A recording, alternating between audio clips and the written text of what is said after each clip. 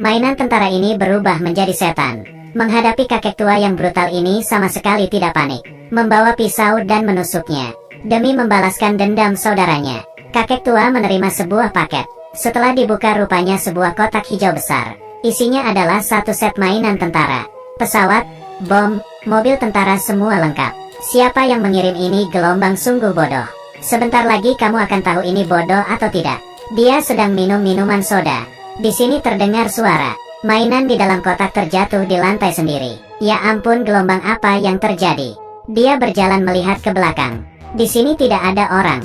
Tapi ketika kakek tua kembali, astaga, gelombang, kenapa mainan tentaranya hilang semua?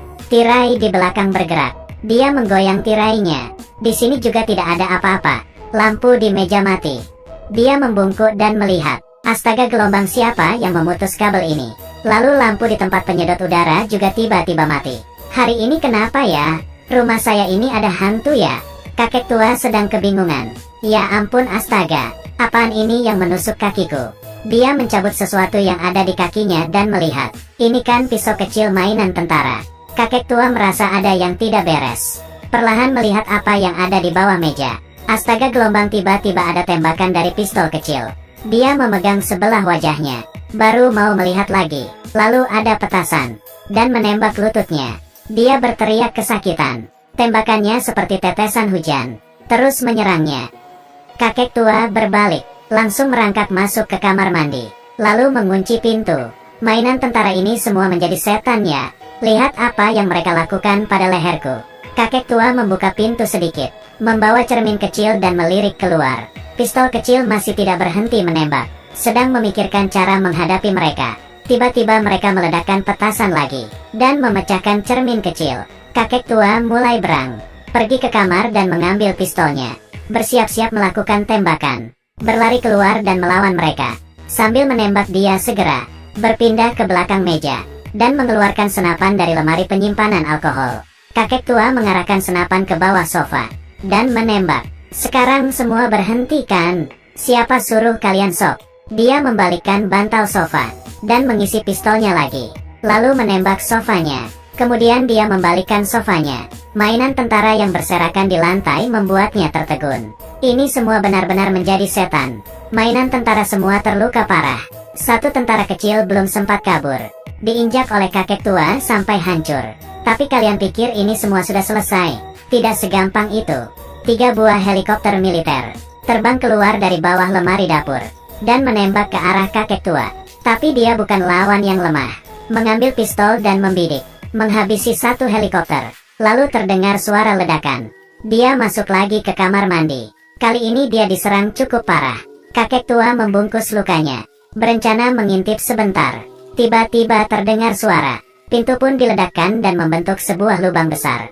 Helikopter pun menerobos masuk melalui lubang itu. Tapi kakek tua memiliki banyak trik. Mengambil handuk dan membungkus helikopter. Membanting dan menginjaknya sampai hancur. Ya ampun, gelombang, kenapa masih bergerak?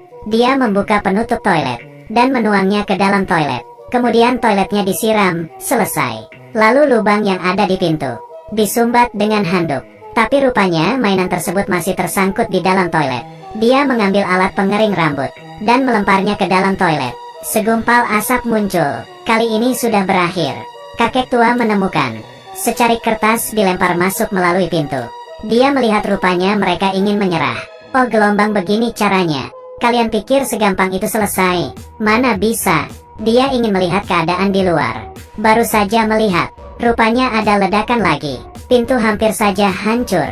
Kakek tua tidak sanggup melawan mereka lagi. Membuka jendela dan memanjat keluar. Dia berencana melewati impluvium untuk mencapai rumah di seberang. Tapi sebuah helikopter terbang di belakangnya. Dan menembak kepalanya. Dan terus menembak. Kakek tua pun meledakkan helikopter. Sekarang dia telah sampai di ruangan seberang. Melihat keluar. Mainan tentara yang tersisa sedang menghitung anggota. Tentara yang meledakkan bom masih menunggu di depan kamar mandi. Kali ini kakek tua menemukan sebuah trik. Dia membawa sebuah bebek yang mengeluarkan suara kue-kue di atas kolam. Beberapa tentara mendengar suara bebek. Bermaksud melihat apa yang terjadi. Lalu kakek tua membawa alat pemadam kebakaran masuk ke rumah. Dan menyemprot tentara yang meledakkan bom. Mereka semua tidak berkutik. Tentara datang mengendarai mobil. Kakek tua mengeluarkan pelontar api dan membakar mobil itu.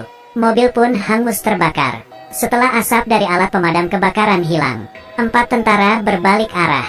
Kakek tua menghantam mereka dengan kotak besi. Sekumpulan tentara ini akhirnya kalah total. Saat kakek tua berencana mandi dan rileks, terdengar suara aneh.